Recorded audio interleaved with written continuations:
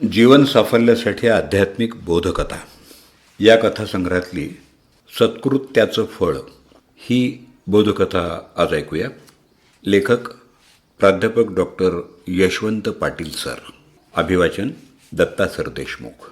मित्रहो, श्रीमद भगवद्गीतेमध्ये कर्मसिद्धांत सांगितला आहे. जे पेरलेलं असेल तेच उगवतं. या सिद्धांतानुसार सत्कृत्याची फळंही तशीच चांगली असतात.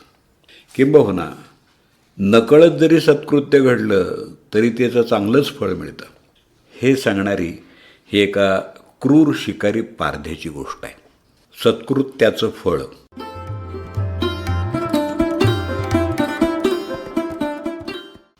एका वनात एक पारधी राहत होता. त्यानं खूप वन्य प्राण्यांची हत्या केली होती. त्यामुळे तो खूप पापी झाला होता. त्याची चाहूल लागली तरी वन्य प्राणी भीतीनं थरथर कापत.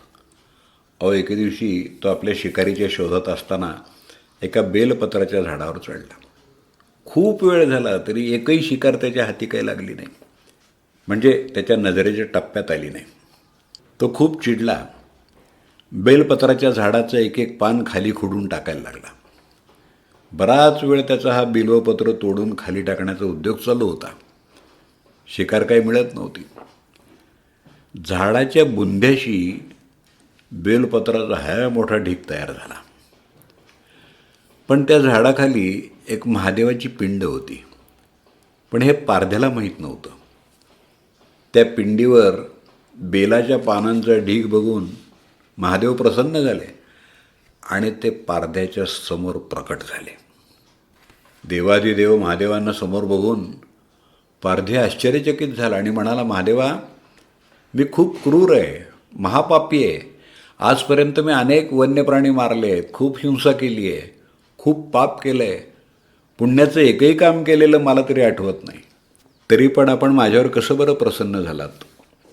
या पारध्याच्या प्रश्नावर महादेव म्हणाले, तू हिंसक आहेस, पण न कळत का होईना तू माझ्यावर बिल्वपत्र टाकून माझी पूजा केली आहेस. पूजा प्रार्थना हे असं काम आहे की ते चुकून जरी घडलं तरी त्याचं काही ना काही फळ मिळतं, ते चांगलंच मिळतं. मित्रहो, जर चुकून केलेल्या पूजेचं म्हणजे सत्कर्माचं फळ इतकं चांगलं मिळत असेल तर नेहमी असं सत्कार्य केलं तर किती फळ मिळेल.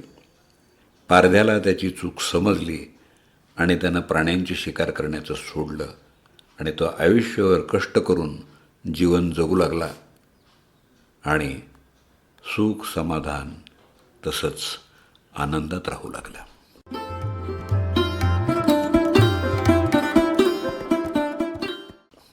सत्कृत्याचं फळ ही बोधकथा आत्ताच आपण ऐकलीत.